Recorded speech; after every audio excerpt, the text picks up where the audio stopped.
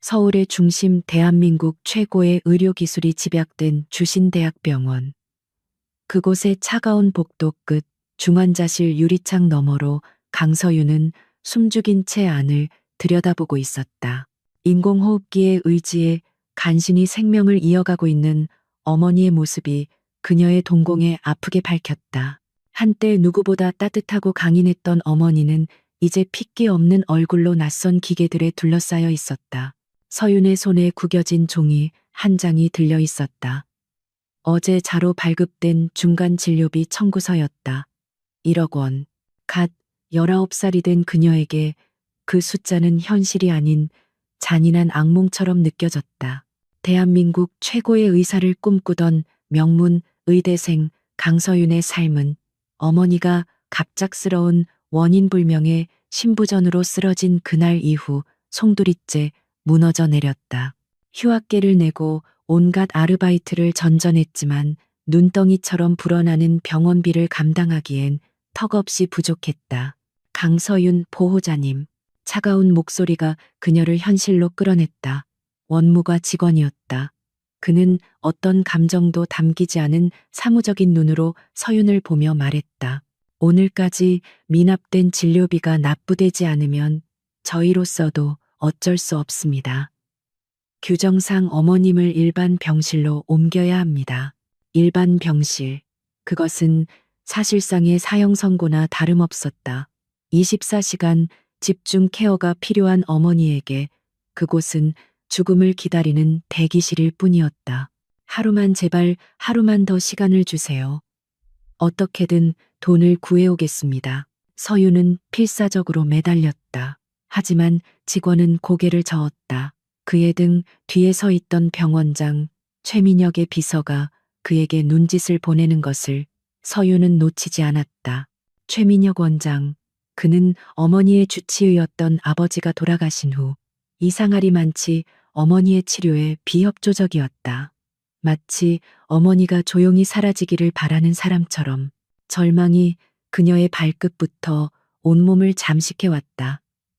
병원을 나온 그녀의 위로 차가운 밤비가 쏟아져 내렸다.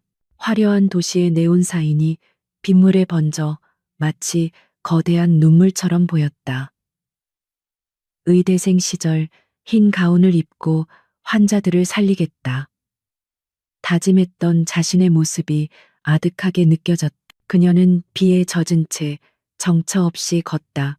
한 호텔 앞 공중전화 부스 앞에서 멈춰 섰다. 그녀의 젖은 손이 떨리는 것을 애써 붙잡으며 주머니 속에서 작은 메모지를 꺼냈다. 그것은 그녀가 인터넷의 가장 어두운 구석에서 찾아낸 마지막이자 최악의 선택지였다. VIP를 위한 특별한 만남 주선. 수치심과 자기 혐오가 온몸을 찔렀지만 어머니의 얼굴이 떠오르자 그녀는 눈을 질끈 감았다. 어머니를 살릴 수만 있다면 악마에게 영혼이라도 팔 수 있었다. 떨리는 손으로 번호를 눌렀다. 전화를 받은 남자의 목소리는 기름지고 역겨웠다. 그래, 결심은 했나 학생네.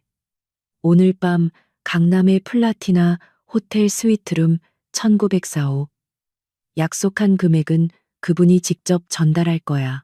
알지, 그분은 깔끔한 걸 좋아해. 절대 귀찮게 굴거나 다른 꿍꿍이를 품어서는 안 돼. 전화가 끊기고 서윤은 무너져 내리듯 그 자리에 주저앉아 소리 없이 울었다. 이제 그녀의 숨결, 그녀의 자존심, 그녀가 지켜왔던 모든 것은 한낱 거래의 대상이 되어버렸다. 같은 시각 주신대학병원 흉부외과 과장실. 권희주는 14시간에 걸친 대동맥 박리 수술을 막 끝내고 나온 참이었다. 그의 흰 가운 곳곳에 튄 핏자국이 수술의 치열함을 말해주고 있었다. 그는 대한민국 최고의 흉부외과 의사였다. 신의 손이라 불리는 그의 손끝에서 수많은 환자들이 죽음의 문턱에서 되돌아왔다. 하지만 그의 얼굴에는 어떤 감정도 없었다. 성공에 대한 기쁨도 환자에 대한 연민도 찾아볼 수 없었다. 오직 깊은 공허함과 세상에 대한 냉소만이 자리 잡고 있을 뿐이었다. 그는 병원 이사장의 외아들이었지만 그 배경을 스스로 거부한 채 오직 실력 하나만으로 지금의 자리에 올랐다. 과거 그가 가장 사랑했던 연인을 수술대 위에서 잃은 후 그의 심장은 차갑게 얼어붙었다. 그에게 사랑이나 관계는 더 이상 아무런 의미도 없는 거추장스러운 감정의 유의일 뿐이었다. 그의 휴대폰이 짧게 울렸다. 그가 가끔씩 이용하는 비밀 에이전시에서 보낸 문자였다. 오늘 밤 10시. 플라티나 호텔 1904호 약속대로 준비해 두었습니다. 의뢰하신 깨끗한 상대로 이준의 입가에 차가운 미소가 걸렸다. 감정 소모 없이 오직 욕구만을 해결하기 위한 가장 효율적인 방법. 그는 샤워를 하고 검은색 셔츠로 갈아입었다. 그의 눈은 방금 죽음과 사투를 버리고 온 사람이라고는 믿기지 않을 만큼 깊고 고요했다. 밤 10시 플라티나 호텔 스위트룸. 서유는 마른 침을 삼키며 방 안으로 들어섰다.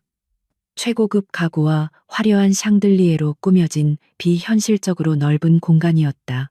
하지만 그 화려함은 그녀를 더욱 비참하고 초라하게 만들 뿐이었다.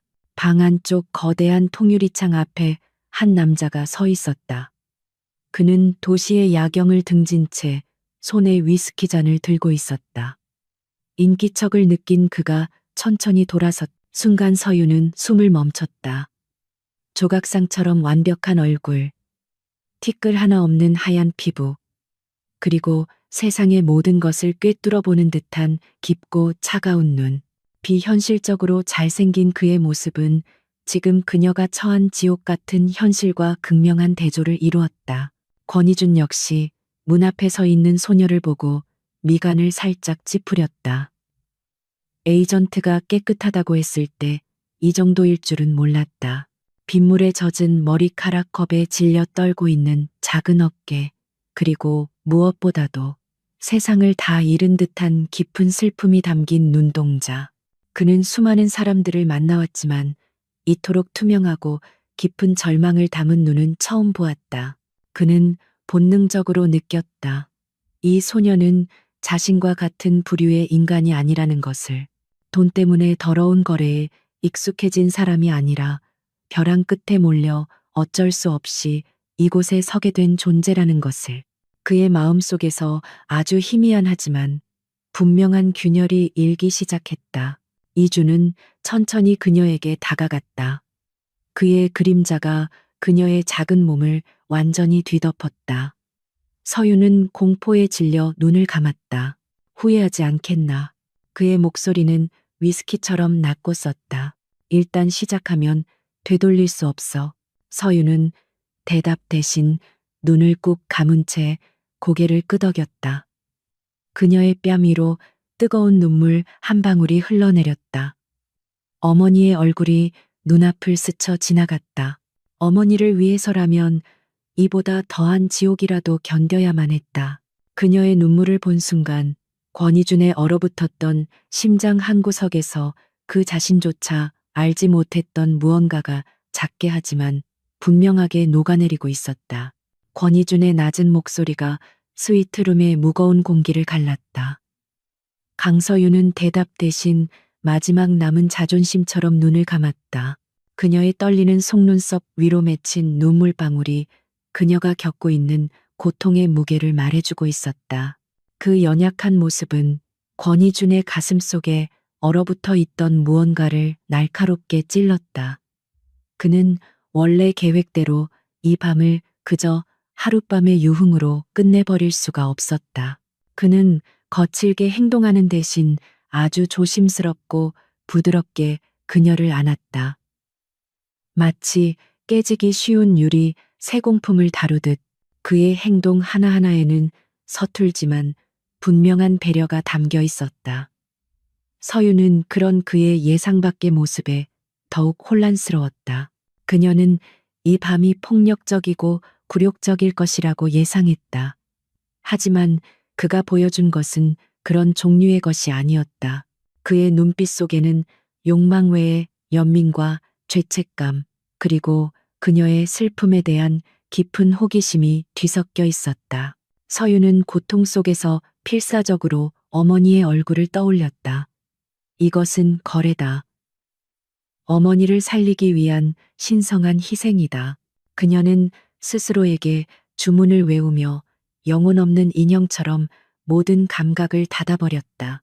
하지만 그녀가 애써 외면하려 할수록 권희준이라는 남자가 남기는 흔적은 더욱 선명하게 그녀의 몸과 마음에 새겨졌다. 그의 차가운 듯하지만 뜨거운 체온, 그녀의 눈물을 닦아주던 거친 손길, 그리고 그녀의 귓가에 나지막이 속삭였던 알 수 없는 한숨까지. 권희준에게 그 밤은 완전히 새로운 경험이었다. 그는 수많은 여자들을 만나왔지만 그 누구에게서도 이런 감정을 느껴본 적이 없었다. 그녀의 순결함은 그의 죄책감을 자극했고 그녀의 슬픔은 그의 다쳤던 마음을 두드렸다.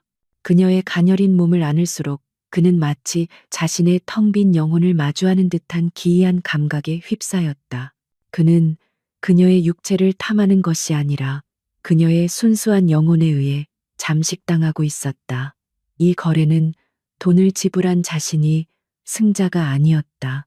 오히려 그는 이 밤을 통해 자신이 얼마나 망가져버린 인간인지를 처절하게 깨닫고 있었다. 얼마나 시간이 흘렀을까. 지쳐 잠든 서윤의 얼굴을 이주는 한참 동안 말없이 내려다보았다. 눈물 자국이 선명한 앳된 얼굴, 세상의 모든 무게를 짊어진 듯한 작은 어깨. 그는 자신도 모르게 손을 뻗어 그녀의 젖은 머리카락을 부드럽게 쓸어 넘겼다. 그리고 아주 작은 목소리로 그녀가 들을 수 없을 만큼 작게 속삭였다. 미안하다. 그것은 그가 지난 10년간 그 누구에게도 해본 적 없는 말이었다. 다음 날 아침 서유는 낯선 침대의 부드러운 감촉에 눈을 떴다. 거대한 스위트룸에는 그녀 혼자뿐이었다. 밤사이 폭풍처럼 그녀의 모든 것을 앗아간 남자는 연기처럼 사라지고 없었다. 침대 옆 테이블 위에는 두툼한 흰 봉투 하나만이 놓여 있었다. 서유는 떨리는 손으로 봉투를 열었다. 그 안에는 5만 원권 돈다발이 가득 들어 있었다. 그녀는 천천히 돈을 세어보았다. 약속했던 금액의 3배가 넘는 거액이었다. 그 어떤 쪽지나 메시지도 없었다. 그의 행동은 마치 이 돈으로 너의 하룻밤을 샀고 이제 우리는 아무 관계도 없다고 말하는 듯 차갑고 비인격적이었다. 하지만 서유는 왠지 모르게 그 돈의 무게 속에서 그가 남기고 간 복잡한 감정의 흔적을 느끼는 것 같았다. 그녀는 안도감과 동시에 설명할 수 없는 깊은 허무함에 휩싸였다.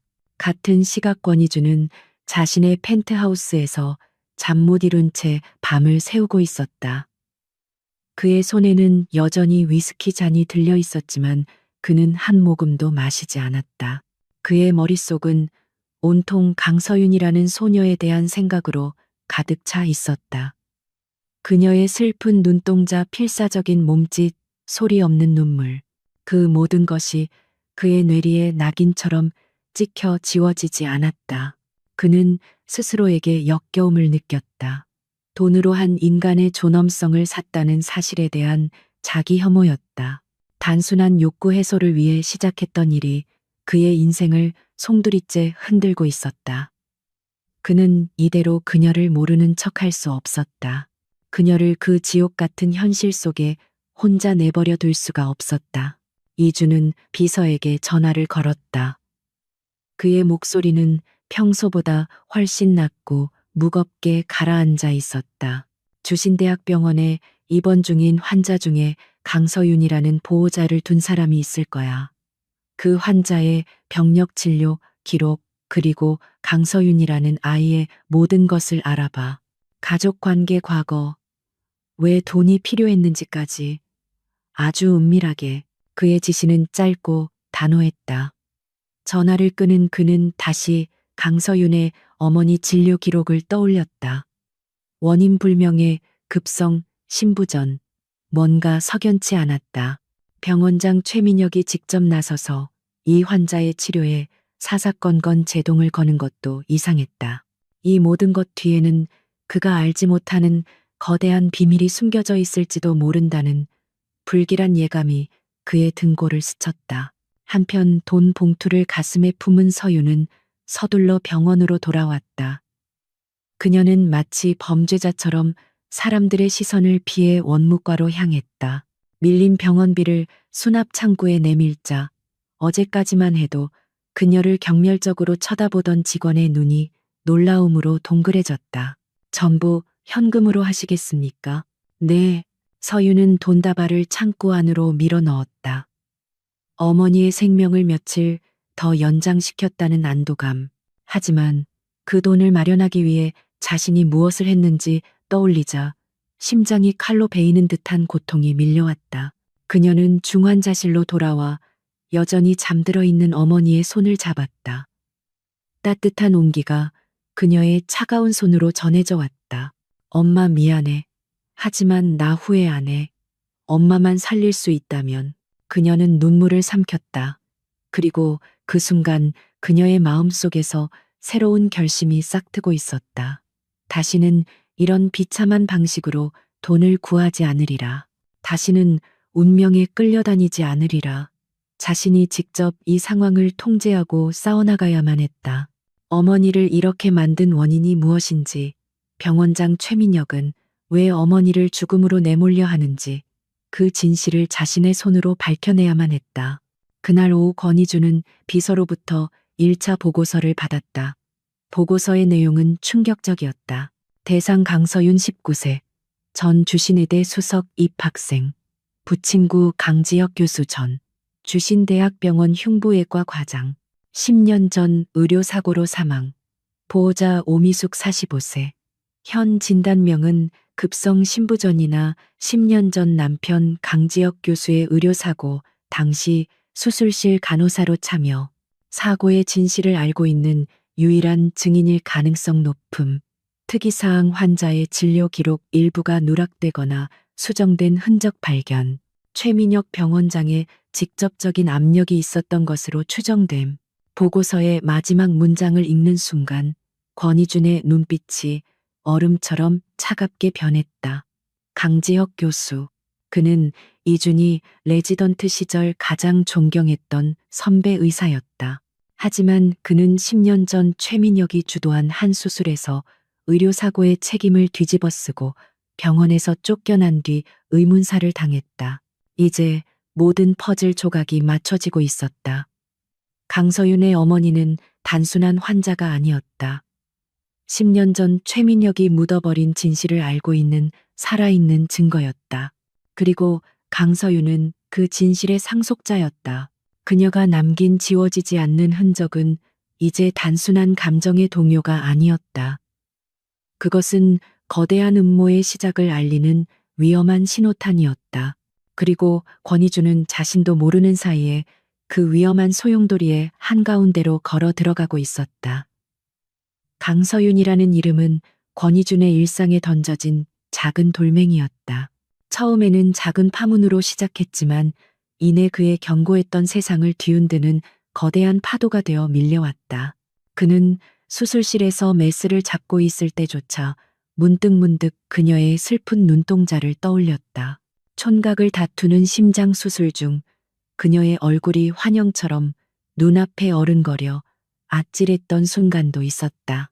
그것은 그에게 있어 생전 처음 느껴보는 위험 신호였다. 그의 수술실은 그 어떤 감정도 허용되지 않는 신성한 공간이었다. 그런데 고작 하룻밤을 보낸 이름 모를 소녀 하나가 그의 가장 완벽한 통제 구역을 침범하고 있었다. 그는 이 혼란의 근원을 제거해야만 했다. 하지만 이상하게도 그녀를 머릿속에서 지워버리는 것이 아니라 오히려 자신의 통제권 안으로 완전히 끌어들여야 한다는 강박적인 충동에 사로잡혔다. 그녀가 자신의 시야 안에 있어야만 이 지독한 집착에서 벗어나 다시 자신의 완벽한 페이스를 되찾을 수 있을 것 같았다. 그녀의 모든 위험 요소를 자신이 관리하고 통제해야만 비로소 안심할 수 있을 것 같았다. 며칠 후 이주는 병원 내 한적한 옥상 정원에서 의학 서적을 읽고 있는 서윤을 발견했다. 허름한 옷차림이었지만 책을 보는 그녀의 눈빛은 그 어떤 의대생보다도 진지하고 총명하게 빛나고 있었다. 그 모습은 다시 한번 그의 가슴을 저릿하게 만들었다. 저토록 재능 있는 아이가 돈 때문에 꿈을 포기하고 절망 속에서 허우적거리고 있었다. 이주는 그녀에게 다가갔다. 그의 그림자가 그녀의 책 위로 드리워지자 서윤은 화들짝 놀라 고개를 들었다. 그날 밤의 남자 권이준이었다. 서윤의 얼굴은 공포와 수치심으로 하얗게 질렸다. 그가 왜 다시 찾아왔을까?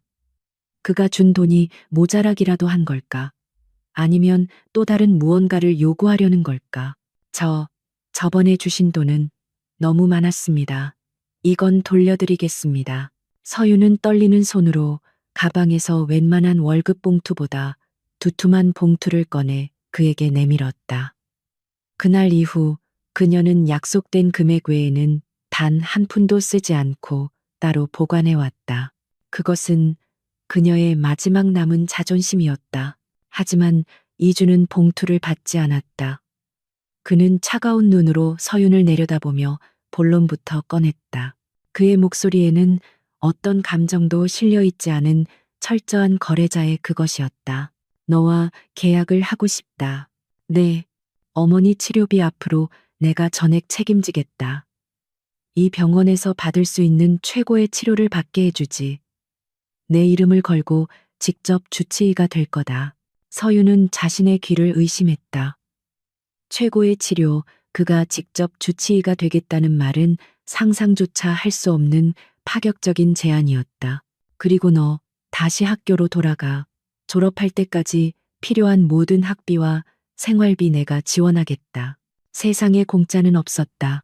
서윤은 불안한 눈으로 그가 내밀 달콤한 독이 든 사과의 뒷면을 보려 했었다.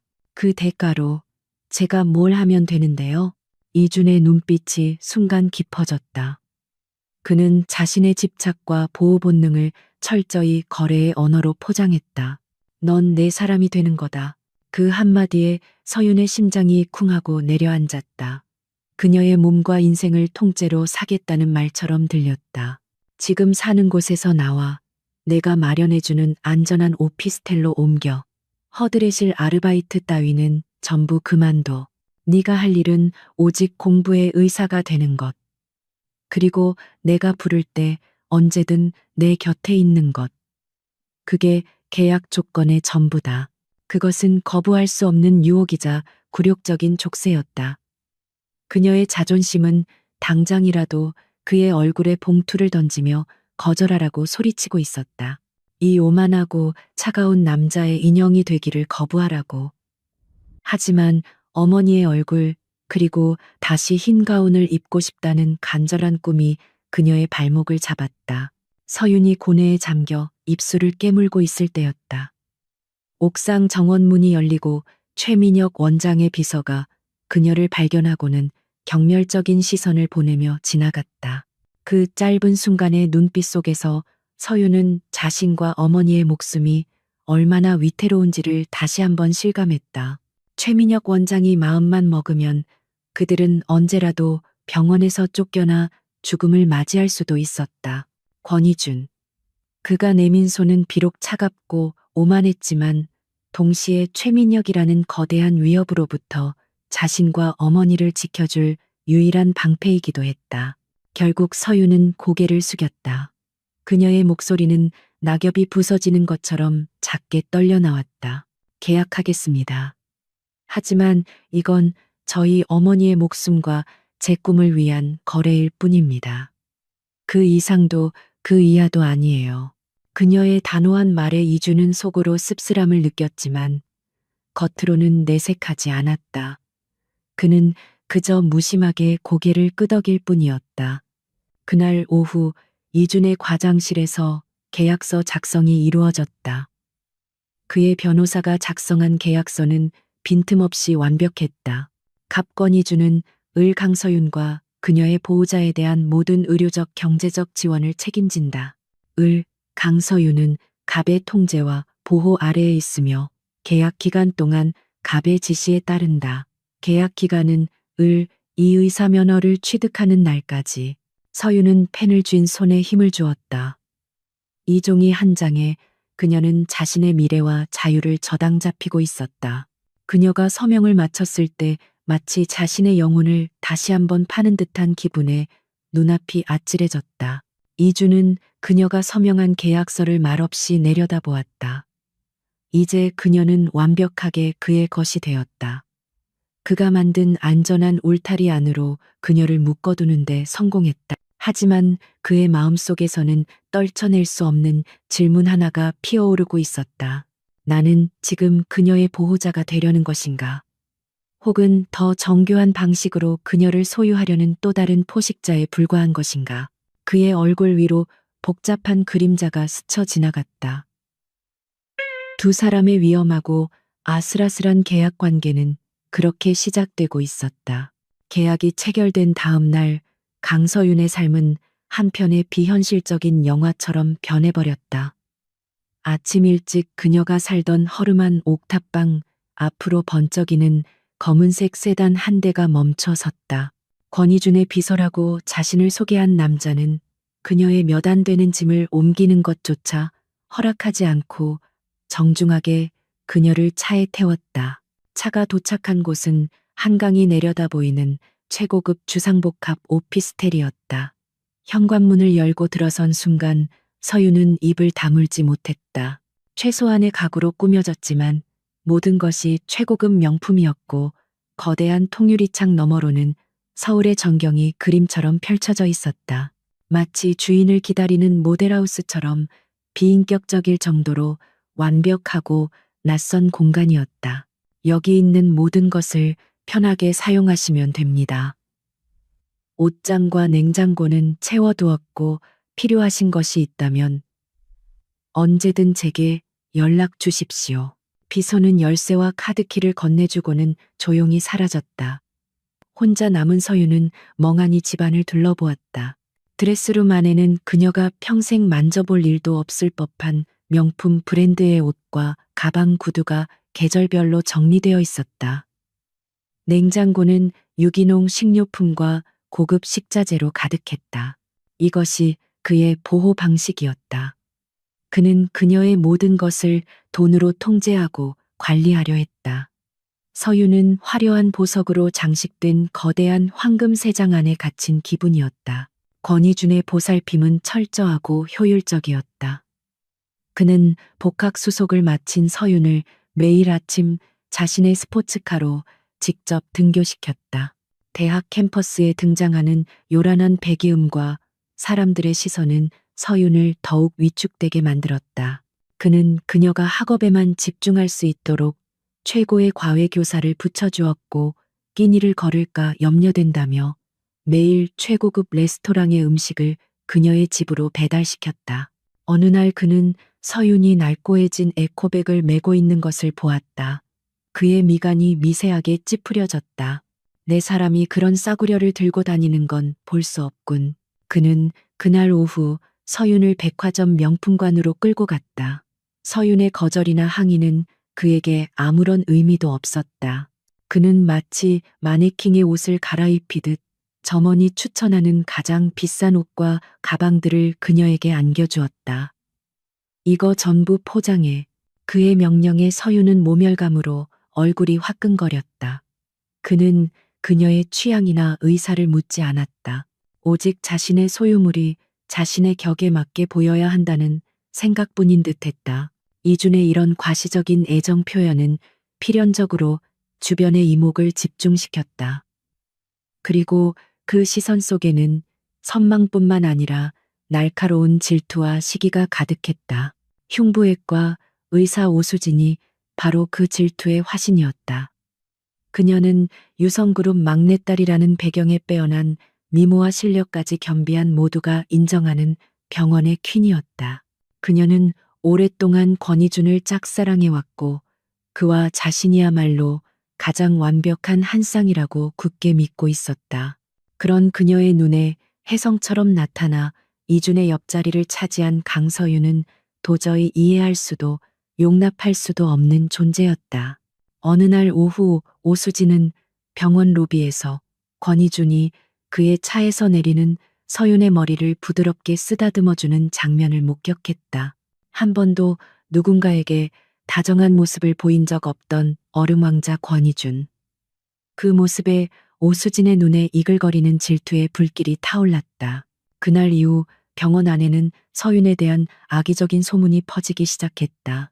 권희준 교수님 옆에 붙어 다니는 그 어린애 말이야. 완전 불효우라던데 엄마 병원비를 빌미로 꼬리쳤다는 거 아니야. 요즘 애들 정말 무섭다니까. 어디서 굴러먹던 뼈다귀인지 천박하게 명품만 휘감고 다니는 꼴 좀 봐. 전형적인 신데렐라 콤플렉스지. 소문의 진원지는 오수진과 그녀를 따르는 무리들이었다. 그들은 의사 가운을 입은 채 휴게실과 식당에 모여 앉아 서윤을 천박한 꽃뱀으로 매도하며 잔인한 뒤시하기를 즐겼다. 서윤은 자신을 향한 적대적인 시선을 피부로 느꼈다.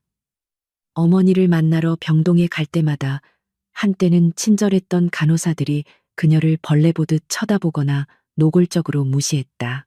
복도를 지날 때면 등 뒤에서 들려오는 비웃음과 수군거림에 심장이 날카롭게 베이는 듯했다.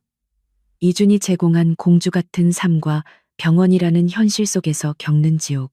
그 극명한 대비는 그녀를 더욱 고립시키고 역설적으로 권희준이라는 존재에게 의존하게 만들었다. 그러던 어느 날 저녁이었다. 이준은 응급수술을 마치고 지친 몸을 이끌고 서윤의 오피스텔로 찾아왔다.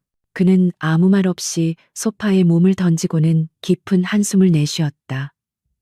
그의 얼굴에는 평소의 냉정함 대신 깊은 피로와 고독이 어려 있었다. 그 모습을 본 서윤은 처음으로 그에게서 인간적인 연약함을 느꼈다. 그녀는 조용히 부엌으로 가 따뜻한 꿀차 한 잔을 타서 그에게 내밀었다. 그것은 어릴 적 의사였던 아버지가 늦은 밤 수술을 마치고 돌아왔을 때 어머니가 해주시던 방식이었다. 이주는 놀란 눈으로 그녀를 보았다. 그는 그 어떤 비싼 선물보다도 이 따뜻한 꿀차 한 잔에 담긴 진심 어린 위로에 마음이 흔들리는 것을 느꼈다. 그 순간 두 사람을 묶고 있던 차가운 계약의 고리가 잠시 느슨해지고 그 틈으로 작고 연약한 인간적인 교감이 피어났다. 그는 말없이 차를 받아 마셨다. 하지만 평화는 길지 않았다. 다음 날 서윤은 어머니의 병실 앞에서 오수진과 마주쳤다. 오수진은 마치 우연인 척 그녀의 앞을 가로막고는 머리부터 발끝까지 경멸적인 시선으로 훑어보았다. 행복해 보이네 강서윤 씨. 오수진의 목소리에는 꿀에 섞인 독이 발라져 있었다. 몸값이 꽤 비쌌나 봐 하지만 이것만은 기억해도 장난감은 질리면 버려지는 법이야. 이준 선배가 언제까지 네 시시한 연극에 어울려줄 것 같아. 그녀의 직접적인 공격에 서윤은 온몸이 얼어붙는 듯했다. 아무런 대꾸도 하지 못하는 그녀를 보며 오수진은 승자의 미소를 지으며 돌아섰다. 서윤은 그 자리에 서서 굴욕감과 분노로 가늘게 몸을 떨었다. 그녀의 싸움은 이제 최민혁 원장이라는 거대한 적뿐만 아니라 오수진이라는 교활하고 잔인한 상대를 동시에 맞서야 하는 더욱 외롭고 힘든 싸움이 되어가고 있었다. 오수진의 악독한 저주는 강서윤의 마음에 상처를 남겼지만 동시에 그녀의 내면에 잠들어 있던 투지를 깨웠다. 그녀는 더 이상 운명에 휩쓸리는 연약한 갈대이기를 거부했다. 그녀는 스스로 강해져야만 했다. 권희준의 돈과 보호가 아니라 오직 자신의 지식과 능력만이 이 지옥 같은 현실을 바꿀 수 있는 유일한 무기라는 것을 깨달았다. 서윤은 독하게 공부에 매달렸다. 다시 돌아온 대학 캠퍼스에서 그녀는 마치 모든 시간을 보상받으려는 듯 미친 듯이 학업에 파고들었다. 특히 심장학 양리학과 관련된 전공 서적이라면 밤을 새워가며 탐독했다. 그것은 단순히 좋은 성적을 받기 위함이 아니었다. 어머니를 살리기 위한, 그리고 자신을 지키기 위한 처절한 싸움의 시작이었다. 어머니의 병세는 권희준이 주치의를 맡은 이후 기적적으로 안정되기 시작했다. 하지만 서윤의 마음속에는 의심의 씨앗이 자라나고 있었다. 권희준의 실력이 뛰어나다는 것을 알지만 그동안 어머니를 담당했던 다른 의사들이 그렇게 무능했을 리가 없었다. 마치 누군가 일부러 병을 키우고 있었던 것처럼 어느 날 오후 서윤은 간호사의 허락을 구해 어머니의 최신 약물 투여 차트와 혈액 검사 결과를 받아들었다. 그녀는 의대생 신분이라는 것을 이용해 자연스럽게 학업의 일환인 척했다. 차트를 훑어보던 그녀의 눈이 한 곳에 멈췄다. 이상하다. 어머니에게 투여되고 있는 디곡신 신부전 치료제의 용량이 치료 효과를 기대할 수 있는 최소 유효 용량에 아슬아슬하게 걸쳐 있었다. 독성을 우려한 보수적인 처방이라고 볼 수도 있었지만 문제는 함께 투여되고 있는 아미오다론이라는 부정맥 치료제였다. 두 약물은 함께 사용할 경우 디곡신의 혈중 농도를 급격히 높여 치명적인 부작용을 일으킬 수 있었다. 물론 정기적인 혈중 농도 검사를 통해 조절하고는 있었지만 전체적인 처방의 흐름은 병을 적극적으로 치료하려는 의지가 전혀 보이지 않았다. 오히려 환자가 눈에 띄게 나빠지지도 그렇다고 좋아지지도 않게 교묘하게 현상 유지만을 시키려는 듯한 인상이었다. 서윤의 등줄기에 차가운 식은땀이 흘렀다. 이것은 치료가 아니었다. 관리 사육에 가까웠다. 서서히 하지만 확실하게 죽음을 향해 다가가도록 만드는 소리 없는 살인이었다. 같은 시각 권희준 역시 보이지 않는 벽에 부딪히고 있었다. 그는 계약대로 어머니 오미숙 씨의 주치의가 된 후 가장 먼저 그녀의 과거 진료 기록을 모두 요청했다. 특히 10년 전 남편 강지혁 교수가 사망할 당시의 모든 기록을 원했다. 하지만 병원 전산 시스템에 저장된 파일은 오류라는 메시지와 함께 열리지 않았고 서고에 보관되어 있어야 할 종이 기록은 분실되었다는 황당한 답변만 돌아왔다. 대한민국 최고의 병원에서 환자의 기록, 그것도 전직 과장의 기록이 통째로 사라진다는 것은 상식 밖의 일이었다. 이것은 명백히 누군가 의도적으로 정보를 은폐하고 있다는 증거였다. 그리고 그 배후에 최민혁 원장이 있다는 것을 이주는 직감적으로 알 수 있었다. 그날 밤 이주는 무거운 마음으로 서윤의 오피스텔을 찾았다. 그는 어머니의 상태에 대해 상의한다는 명목으로 애써 사무적인 태도를 유지하려 했다. 그가 먼저 입을 열려던 순간 서윤이 그를 막아섰다. 그녀는 자신의 태블릿을 들어 그의 눈앞에 화면을 보여주었다. 그곳에는 그녀가 발견한 약물 처방의 문제점과 그로 인해 발생할 수 있는 위험성에 대한 분석이 의학 논문처럼 체계적으로 정리되어 있었다.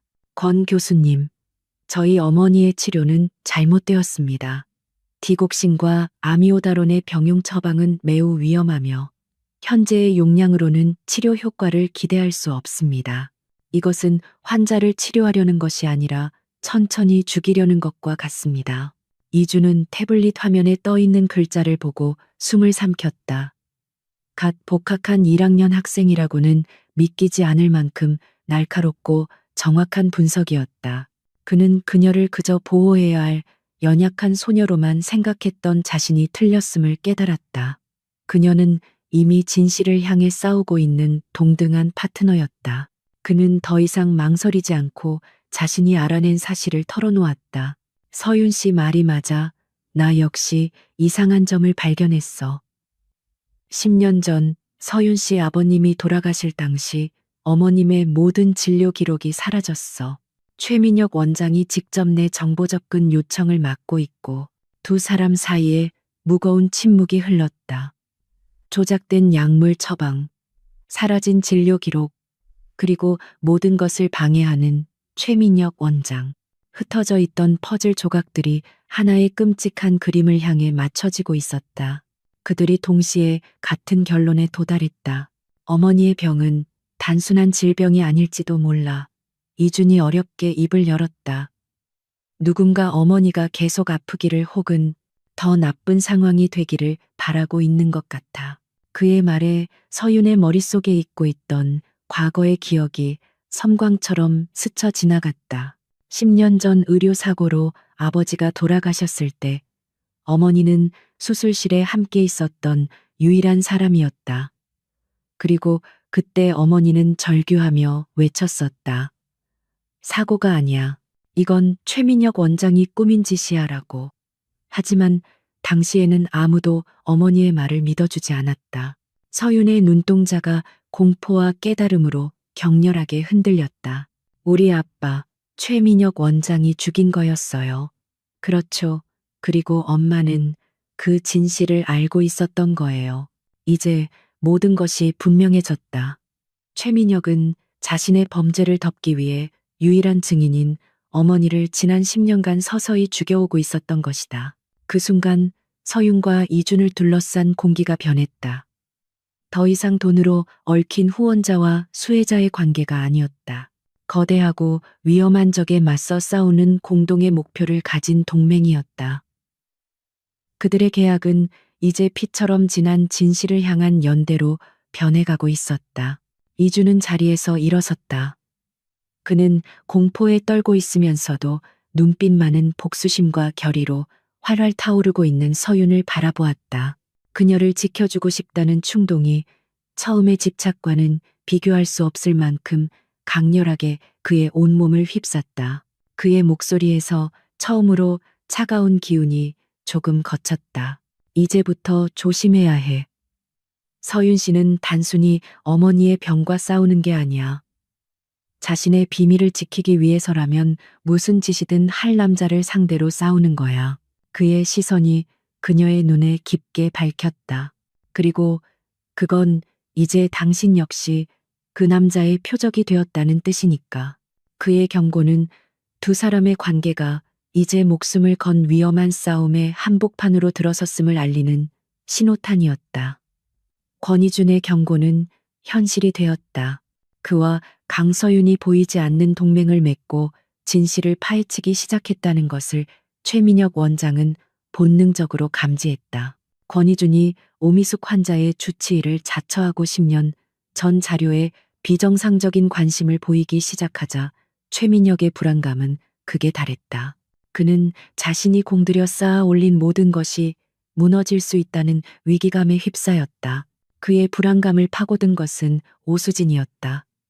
그녀는 최민혁 원장의 사무실을 찾아가 질투와 야심으로 번뜩이는 눈으로 그에게 은밀한 제안을 했다.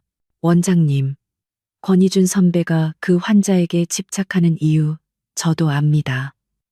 그 옆에 붙어 다니는 어린 계집애 때문이죠.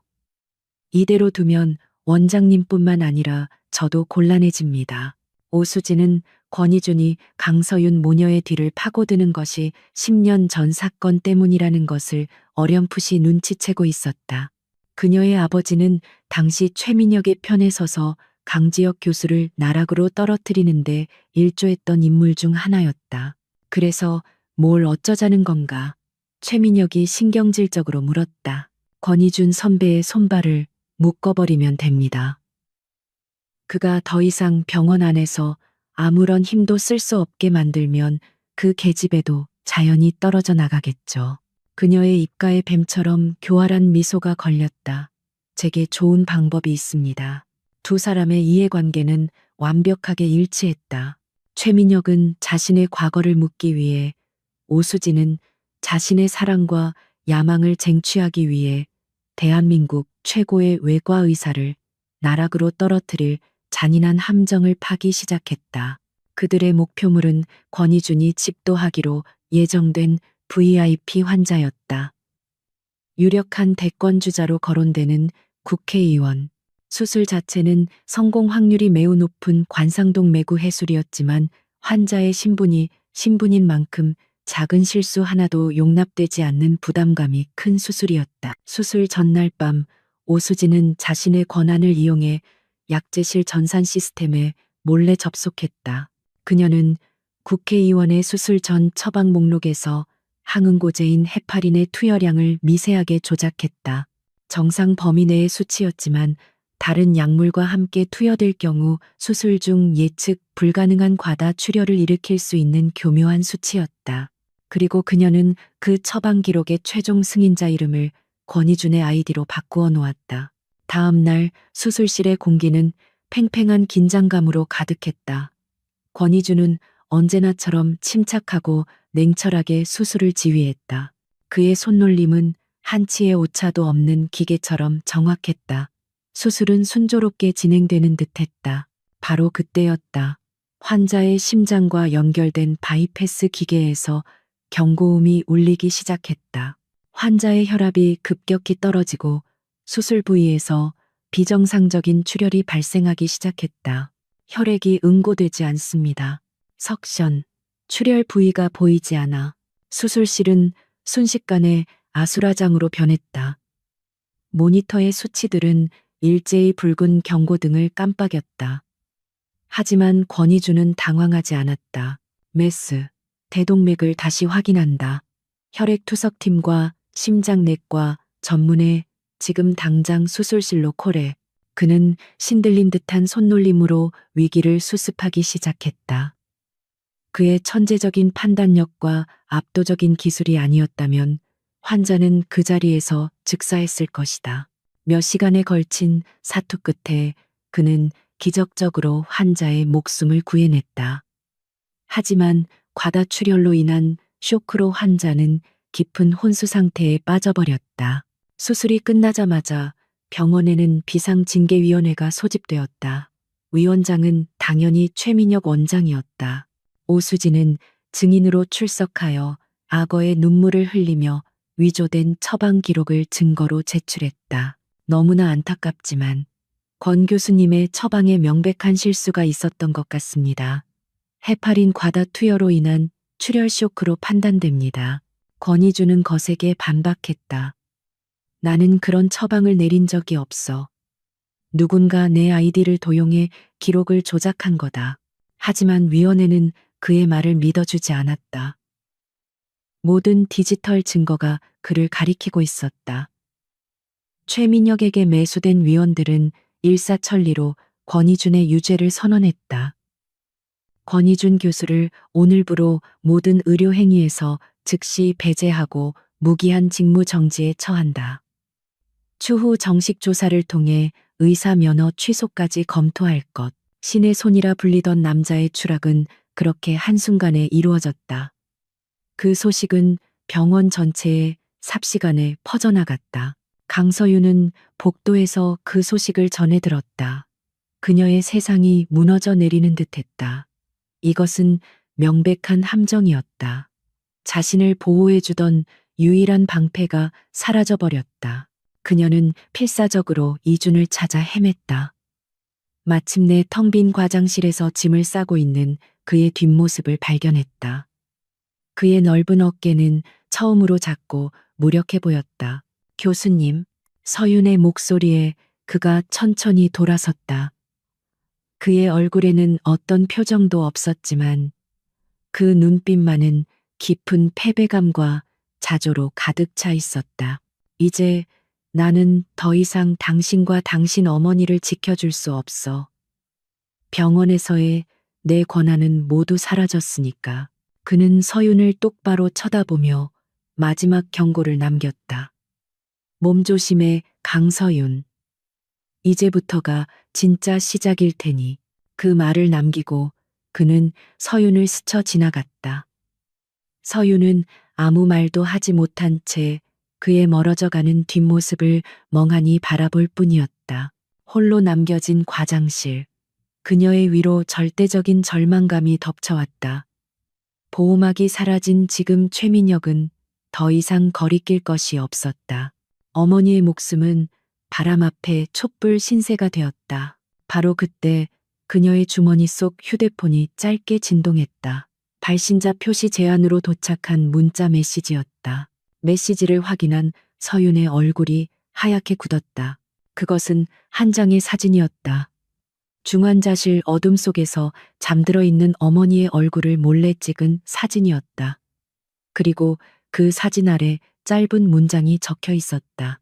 엄마가 계속 숨쉬길 바란다면 착한 아이처럼 조용히 지내는 게 좋을 거야. 그것은 명백하고 잔인한 협박이었다. 악마의 함정은 완벽하게 성공했고 이제 서유는 도망칠 곳 없는 막다른 골목에 홀로 갇혀버렸다. 사방에서 덮쳐오는 어둠 속에서 그녀는 가늘게 몸을 떨었다. 최민혁이 보낸 살해 협박. 그것은 강서윤의 마지막 남은 희망마저 앗아가려는 악마의 속삭임이었다. 그녀는 공포에 질려 온몸을 떨었다. 당장이라도 그들의 발밑에 무릎 꿇고 어머니의 목숨만은 살려달라고 애원하고 싶은 충동에 사로잡혔다. 그녀는 밤새 한숨도 자지 못했다. 어머니의 중환자실 앞을 지키는 낯선 경호원의 모습은 자신이 보이지 않는 감옥에 갇혔다는 사실을 실감하게 했다. 권희준이라는 유일한 방패막이 사라진 지금 그녀는 바람 앞에 촛불처럼 위태로웠다. 하지만 절망의 가장 깊은 바닥에서 역설적이게도 새로운 용기가 피어났다. 다음 날 아침 거울에 비친 자신의 퀭한 얼굴을 보며 서유는 결심했다. 이대로 침묵하고 굴복한다면 그것이야말로 그들이 원하는 대로 어머니를 죽게 내버려 두는 것이다. 어차피 그들은 결코 어머니를 살려둘 생각이 없을 테니까 조용히 천천히 고통스럽게 죽이려 할 것이다. 그렇다면 앉아서 죽음을 기다리는 이 차라리 싸우다 죽는 편이 낫다. 그녀의 눈빛이 달라졌다. 공포에 질려 떨던 사슴의 눈이 아니었다. 복수를 결심한 암사자의 눈빛이었다. 아버지의 명예를 위해 그리고 어머니의 목숨을 위해 그녀는 더 이상 누군가에게 보호받는 연약한 공주가 아니었다. 스스로 검을 쥔 전사가 되기로 결심했다. 그녀는 전략을 바꾸었다.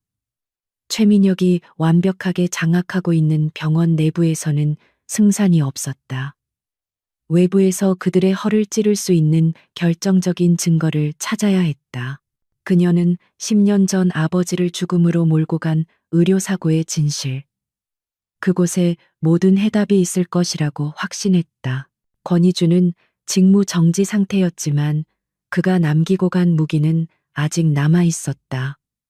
바로 그가 계약금으로 주었던 막대한 돈이었다. 서유는 수소문 끝에 전직 강력계 형사 출신으로 실력 있다는 사설 탐정을 고용했다.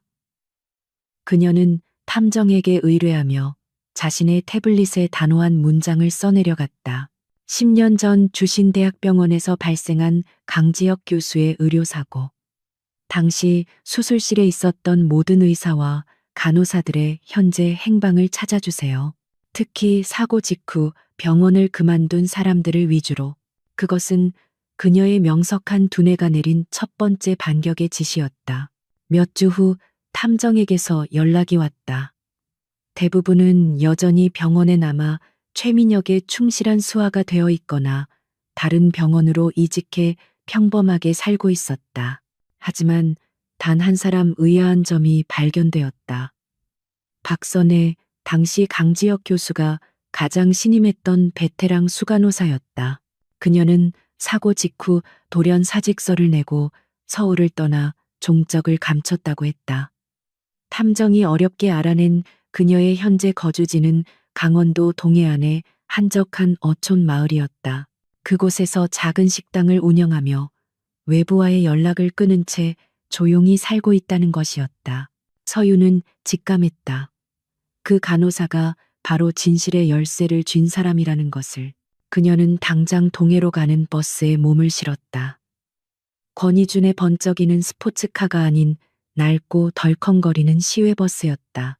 화려했던 오피스텔을 떠나 그녀는 다시 허름한 옥탑방 시절의 강서윤으로 돌아왔다. 하지만 지금의 그녀는 예전처럼 무력하지 않았다. 그녀의 가슴 속에는 차가운 분노와 뜨거운 목표의식이 공존하고 있었다.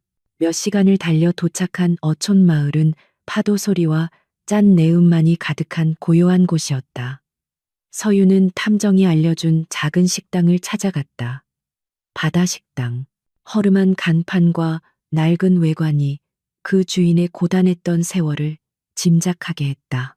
식당 안으로 들어서자 희끗희끗한 머리를 단정하게 묶은 한 중년 여인이 무심한 얼굴로 그녀를 맞았다. 세월의 풍파에 거칠어진 얼굴이었지만 서유는 단번에 그녀가 박선혜라는 것을 알아볼 수 있었다. 아버지의 낡은 앨범 속에서 보았던 인자하고 강직한 눈매가 그대로 남아 있었다. 어서 오세요. 저, 혹시 박선혜 선생님 맞으신가요? 서윤의 물음에 박선혜의 눈이 순간 경계심으로 날카로워졌다. 누구신데 저를 아시죠? 서윤은 가슴 아픈 이름을 입에 담았다. 저는 10년 전 돌아가신 강지혁 교수의 딸 강서윤이라고 합니다. 그 순간 박선혜의 얼굴이 하얗게 굳었다. 그녀의 손에 들려있던 물컵이 바닥으로 떨어지며 날카로운 파열음을 냈다. 그녀는 마치 유령이라도 본 듯 서윤을 보며 뒷걸음질 쳤다. 나는 아무것도 몰라.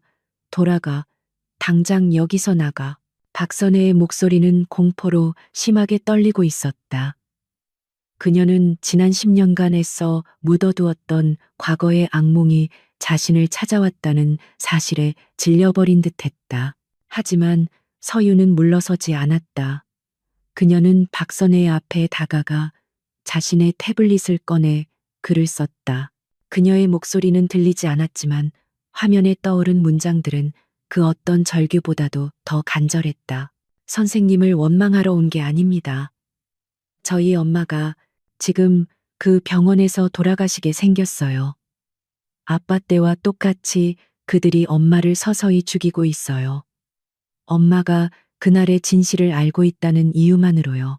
서유는 가방에서 낡은 사진 한 장을 꺼내 테이블 위에 올려놓았다. 10년 전 아버지와 어머니 그리고 어린 자신이 함께 찍은 행복했던 시절의 가족 사진이었다. 선생님은 저희 아빠의 동료셨잖아요. 아빠는 항상 선생님이 자신이 아는 가장 정의로운 사람이라고 말씀하셨어요. 제발 진실을 말해주세요. 저희 엄마를 살릴 수 있게 도와주세요. 저희 아빠의 억울한 누명을 벗을 수 있게 도와주세요. 박선혜는 서윤이 내민 태블릿과 가족 사진을 번갈아 쳐다보았다. 그녀의 단단했던 무표정이 서서히 무너져 내렸다. 지난 10년간 죄책감과 공포 속에서 하루도 편히 잠들지 못했던 세월이 그녀의 얼굴을 스쳐 지나갔다. 그녀의 눈가에 뜨거운 눈물이 맺히기 시작했다. 그녀는 떨리는 입술을 열어 10년 만에 처음으로 그날의 진실을 세상 밖으로 꺼내려 하고 있었다.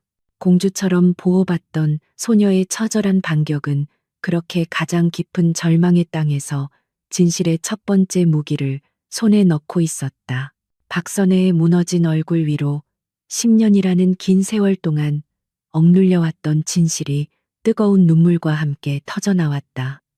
그녀는 서윤을 식당 안쪽에 작은 방으로 데려갔다.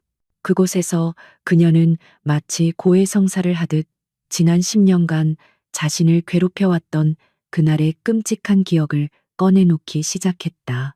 그녀의 이야기는 서윤을 10년 전 비극이 일어났던 주신대학병원 수술실의 한복판으로 데려갔다. 당시 강지혁 교수는 매우 어려운 심장이식 수술을 집도하고 있었다. 모두가 실패를 예상했지만 강 교수의 천재적인 의술 아래 수술은 기적적으로 성공을 향해 가고 있었다. 환자의 바이탈은 안정적이었고 이식된 심장은 힘차게 다시 뛰기 시작했다. 수술실의 모든 스태프들이 안도의 한숨을 내쉬던 바로 그 순간 비극은 예고 없이 찾아왔다. 당시 강 교수의 라이벌이자 제일 보조의사였던 최민혁. 그는 수술 내내 강 교수의 실력을 질투와 선망이 뒤섞인 눈으로 지켜보고 있었다. 수술이 성공적으로 끝나갈 무렵 강 교수가 잠시 간호사와 다른 처치에 대해 논의하는 사이 최민혁은 모두의 눈을 피해 환자의 정맥주사 라인에 의문의 약물을 주입했다. 그것은 아주 짧고 은밀한 순간이었다. 하지만 어머니 오미숙과 수간호사였던 박선혜는 그 장면을 똑똑히 목격했다. 그건 염화칼륨이었어. 박선혜의 목소리는 분노와 공포로 떨렸다. 심장을 즉시 먹게 만드는 치명적인 독극물. 최민혁은 성공적인 수술을 실패로 위장하기 위해 환자의 목숨을 담보로 끔찍한 범죄를 저지른 것이었다. 환자의 심장은 즉시 멎었고 수술실은 아수라장이 되었다. 최민혁은 즉시 강지혁 교수에게 모든 책임을 떠넘겼다. 강 교수가 에피네프린 강심제 대신 실수로 염화칼륨을 주입했다고 거짓말을 한 것이다. 그는 병원 내 자신의 인맥을 총동원해 모든 기록을 조작하고 증인들의 입을 막았다. 강지혁 교수는 한순간에 희대의 의료사고를 저지른 살인의사로 전락했고 그 충격을 이기지 못해 스스로 목숨을 끊었다. 나는 협박을 받았어. 최민혁은 내 가족들을 가만두지 않겠다고 했지. 그는 내게 거액의 퇴직금을 쥐어주며 서울을 떠나 유령처럼 살라고 했어. 박선혜는 오열하며 자신의 비겁함을 자책했다. 그녀는 최민혁의 협박에 못 이겨 진실을 외면했고 그 죄책감 속에서 지난 10년을 숨죽여 살아왔다. 이야기를 듣는 내내 서유는 단 한 방울의 눈물도 흘리지 않았다. 그녀의 슬픔은 이미 분노로 변해 심장 속에서 차갑게 타오르고 있었다. 박선혜는 떨리는 손으로 방 안쪽의 낡은 벽장을 열었다. 그리고 그 안쪽 깊숙한 곳에서 먼지 쌓인 작은 상자 하나를 꺼냈다. 하지만 나도 그냥 당하고만 있지는 않았어. 언젠가 진실이 밝혀질 날을 기다리며 단 하나의 증거를 숨겨두었지. 상자 안에는 작은 유리 앰플병 하나와 낡은 마이크로 카세트 테이프가 들어있었다. 이건 그날 최민혁이 사용했던 염화칼륨 앰플이야. 그가 몰래 의료 폐기물 통에 버린 걸 내가 빼돌렸지. 그의 지문이 그대로 남아있을 거야. 그리고 이 테이프에는 사고 직후 그가 나를 협박했던 모든 내용이 녹음되어 있어. 그것은 지난 10년간 최민혁의 발목을 잡을 수 있었던 결정적인 스모킹건이었다. 박선혜는 공포 때문에 차마 이 증거를 세상에 꺼내지 못했지만 이제 강지혁 교수의 딸 강서윤의 용기 있는 모습 앞에서 마침내 그 봉인을 풀기로 결심한 것이었다. 서윤은 앰플병과 테이프를 소중하게 받아들었다. 이것은 단순한 증거가 아니었다. 아버지의 명예와 어머니의 목숨, 그리고 자신의 인생을 되찾을 수 있는 유일한 희망이었다. 서울로 돌아온 서유는 완전히 다른 사람이 되어 있었다. 그녀의 눈빛에서는 더 이상 연약함이나 두려움을 찾아볼 수 없었다. 오직 복수를 앞둔 사냥꾼의 냉철함만이 번뜩일 뿐이었다. 그녀가 가장 먼저 찾아간 곳은 직무 정지 상태로 외부와의 연락을 끊고 있던 권희준의 펜트하우스였다. 이준은 갑작스럽게 찾아온 서윤의 모습에 놀랐다. 그는 병원의 거대한 권력 앞에서 무력하게 칩거하며 반격의 기회를 찾지 못해 괴로워하고 있던 참이었다. 서윤은 말없이 그에게 박선혜의 증언이 담긴 녹음 파일과 그녀에게서 받은 증거물들을 내밀었다. 이준은 증거를 확인하는 내내 경악을 금치 못했다. 존경했던 선배 의사의 죽음 뒤에 이토록 추악한 진실이 숨겨져 있을 줄은 상상도 못했다. 그는 분노로 주먹을 불끈 쥐었다. 이 정도 증거라면 당장 검찰에 넘겨서 최민혁을 구속시킬 수 있어. 네 아버님의 사건을 재수사하게 만들고 그의 살인죄를 입증할 수 있단 말이다. 하지만 서유는 고개를 저었다. 그녀의 태블릿 화면에 단호한 문장이 떠올랐다. 그것만으로는 부족합니다. 지금 당장 저희 어머니를 구할 수도 교수님의 누명을 벗길 수도 없어요. 우리는 최민혁뿐만 아니라 오수진을 포함한 그의 모든 하수인들을 한꺼번에 가장 공개적이고 확실한 방법으로 무너뜨려야 합니다. 두 사람의 눈빛이 허공에서 마주쳤다. 이제 그들은 완벽한 공범자이자 파트너가 되었다. 그들의 집거실 테이블은 순식간에 거대한 악을 무너뜨리기 위한 작전 참모부의 지휘 본부로 변했다. 그들은 밤을 새워가며 복수의 시나리오를 짰다. 어떻게 증거의 효력을 극대화할 것인가? 어떻게 최민혁과 그의 세력들을 방심하게 만들고 그들이 스스로 파멸의 길로 걸어 들어오게 할 것인가? 마침내 이준의 시선이 벽에 걸린 달력의 한 날짜에 멈췄다. 다음 주에 열릴 주신대학병원 VIP 후원의 밤 행사였다. 매년 최민혁 원장이 자신의 업적을 과시하고 정재계의 유력 인사들과 언론의 스포트라이트를 받는 그에게는 가장 화려한 날이었다. 이준이 그 날짜를 손가락으로 가리켰다. 그의 입가에 차가운 미소가 걸렸다. 우리의 무대는 여기다. 서유는 말없이 고개를 끄덕였다. 그녀의 눈빛 역시 마지막 결전을 앞둔 장수처럼 비장하게 빛나고 있었다. 그들이 평생 잊지 못할 마지막 공연을 선물해 주지. 더 이상 그들은 수세에 몰린 사냥감이 아니었다. 이제부터는 덫을 놓고 사냥감을 기다리는 냉혹한 사냥꾼이었다. 일주일 후 주신대학병원 연회장은 대한민국 정재계의 거물들과 언론사 기자들로 발 디딜 틈이 없었다. VIP 후원의 밤 행사는 병원의 가장 큰 연례 행사이자 최민혁 원장이 자신의 인맥과 권력을 과시하는 자리였다. 화려한 샹들리에 아래 사람들은 샴페인 잔을 부딪히며 거짓된 미소를 나누고 있었다. 행사의 주인공인 최민혁은 의기양양하게 단상에 올라 연설을 시작했다.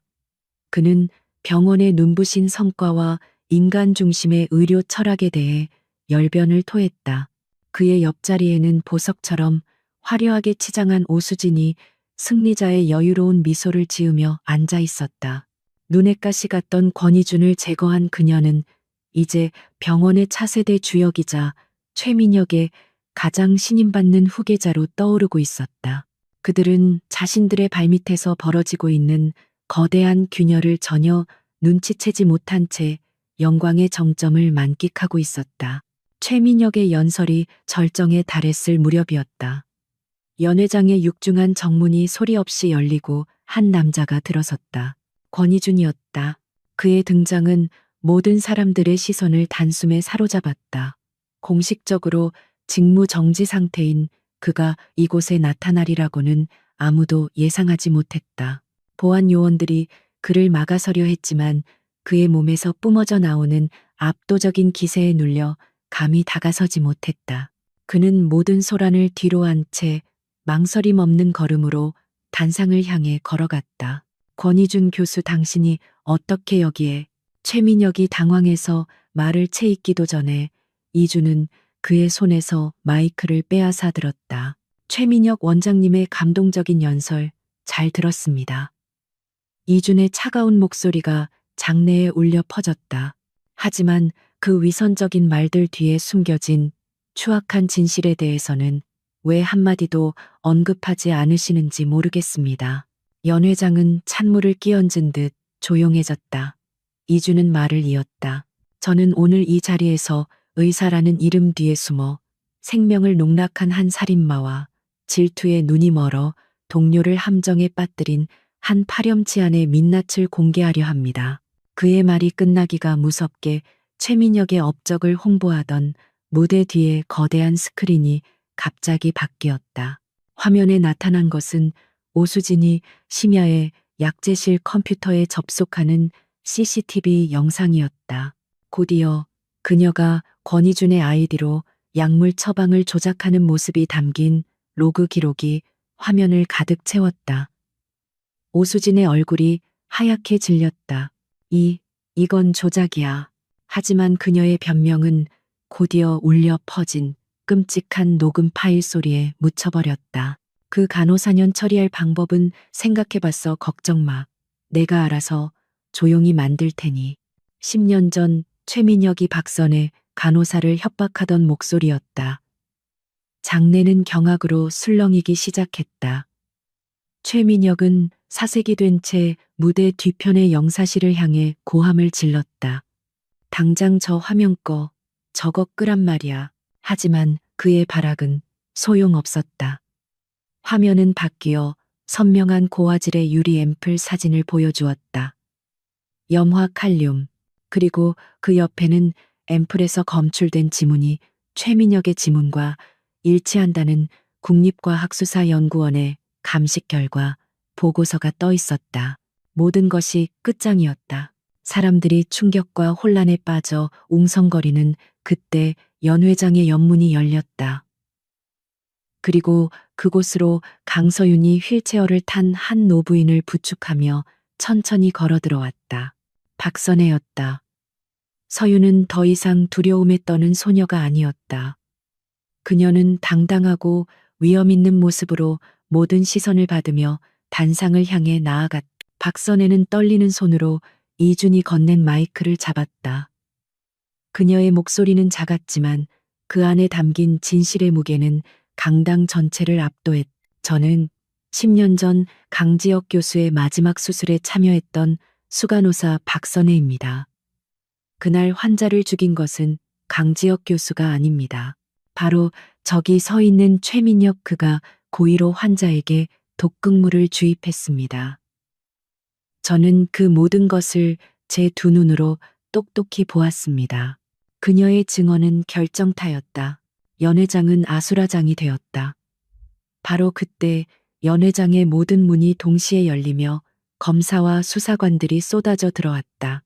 권희준의 변호사가 미리 모든 증거를 검찰에 제출하고 체포 영장을 발부받아 대기하고 있었던 것이다. 살인 및 증거 조작, 의료법 위반 혐의로 최민혁 씨를 긴급 체포합니다. 의료사고 조작 및 무고 혐의로 오수진 씨를 체포합니다.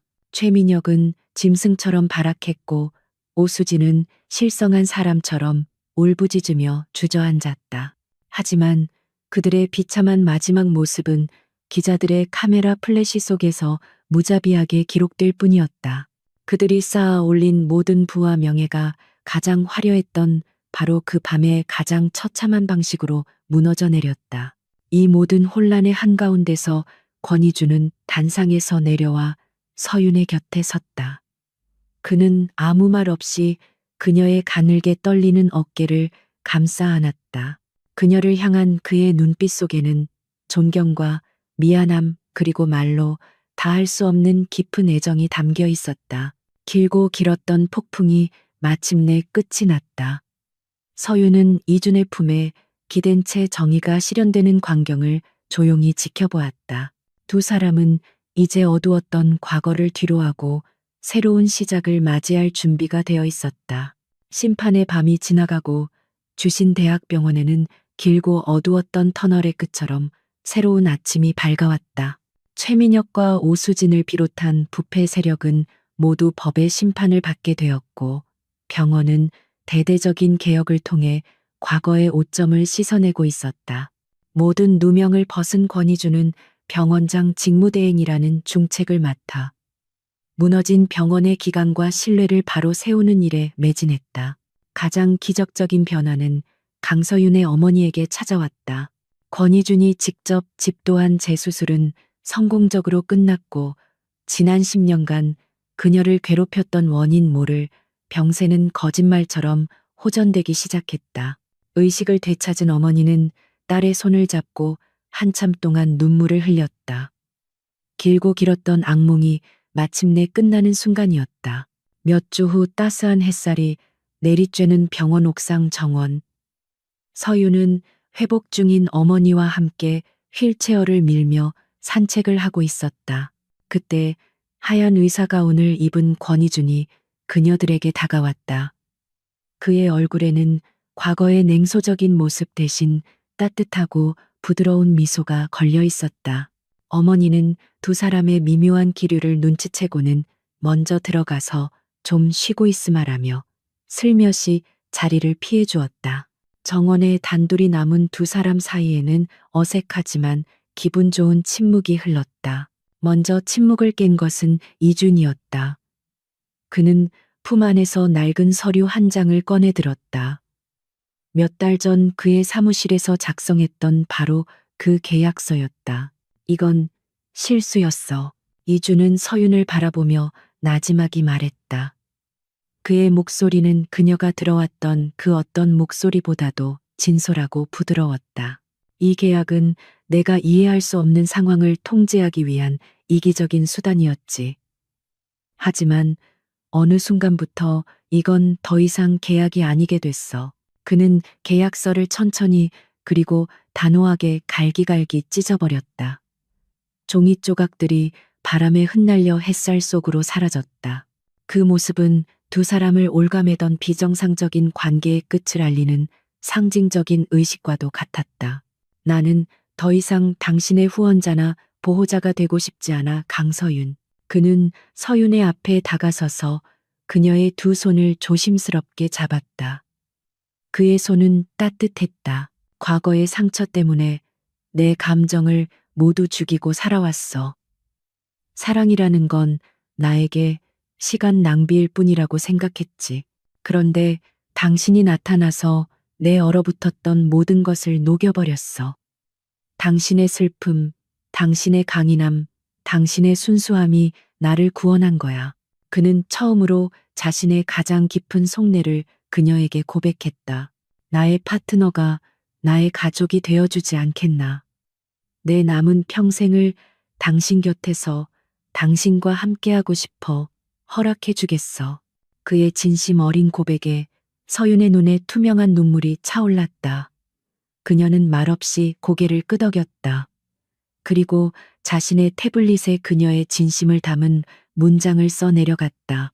그녀의 손가락은 더 이상 떨리지 않았다. 당신은 제게 굴욕이 아니라 구원이었습니다. 기꺼이 당신의 사람이 되겠습니다.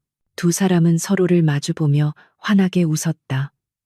그 어떤 화려한 언어나 값비싼 선물보다도 진심이 담긴 그들의 눈빛은 세상에서 가장 아름다운 약속이 되었다.